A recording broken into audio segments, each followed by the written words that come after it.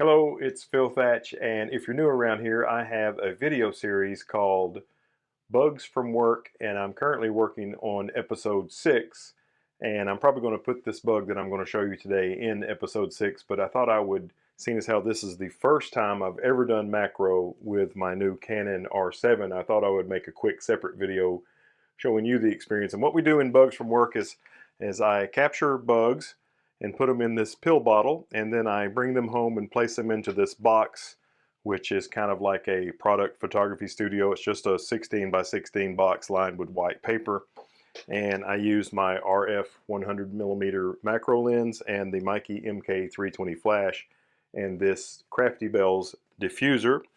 And usually I use my R6, but now I'm going to try it with the R7, and I'm really excited because I think this camera is going to be dynamite.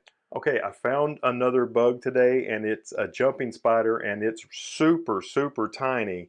Possibly the smallest jumping spider I've attempted to photograph, and I captured it and I put it in the pill bottle, and now it appears to have encased itself in a web. So hopefully I can get it out of here, and if so, we'll start making photographs, this time with the Canon R7. I actually stuck a small knife blade down in there and kind of moved around the spider web that it had made, and now it is out and running around, and this guy is fast, so this might be tricky, but I'm releasing him into the product photography studio, well, soon. Right now he appears to not realize that I'm about to let him go, and he's climbing to the top.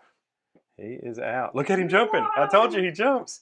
I was telling Heather that this jumping spider earns its name more so than any other one.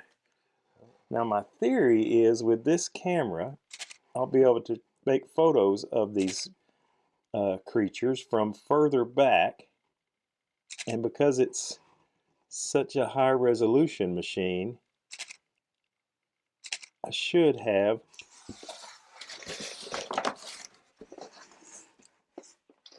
be able to get a little bit more depth of field when I make the shots from further back. I wish you would turn this way, little guy. Your threat display is very intimidating. It'd be more intimidating if you would face me. Can you see the back of the screen to see the focus point staying on him while he's moving around? Yeah. Of course, it's turn this way, dude.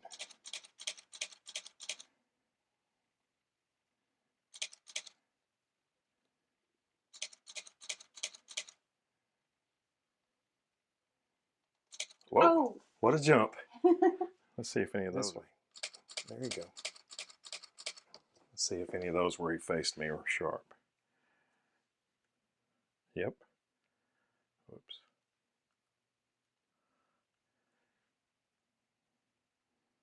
Autofocus macro camera. How crazy is that?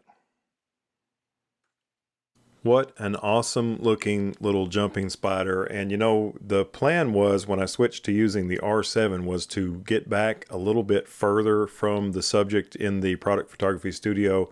And the idea was with all the extra resolution, I could get back further and fill the frame just as much when I crop it some and have lots of depth of field. And in the early part of this shoot, I actually scooted back a little bit too far. So you can see that when I crop the image down to a 4K size, the subject is a little bit small in the frame. But as my photo shoot progressed, I did scoot the camera a little bit closer to this amazingly cute little jumping spider, and I made some shots where when I cropped it down to around 4K in size, or maybe even bigger than 4K in size, the spider was filling the frame. And you can see examples of that right here. These next two are probably the best two shots.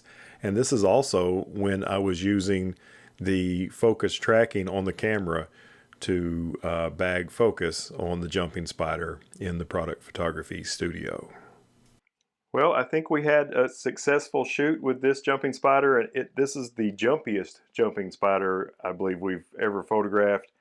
And I think this is the first time we photographed this species. Maybe not, maybe it's a different gender of one that we've already photographed. I really don't know.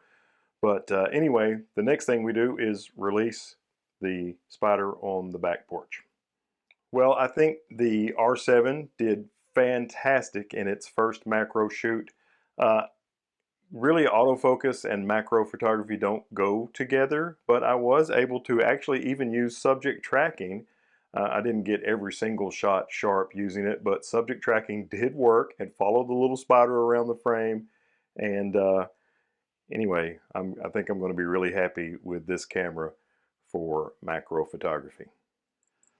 All right, it's time to release this little jumping spider. This is the, oh, he's on my hand. He's jumped out. He's actually on me. Oh, and now he has jumped down there. So he's released himself. Okay, thanks for watching this first ever macro shoot for me with my new Canon R7. I hope you liked it, and if you did, a thumbs up would be greatly appreciated. And got lots more R7 content coming down the road on the channel, so make sure and subscribe and hit the bell if you want to see that.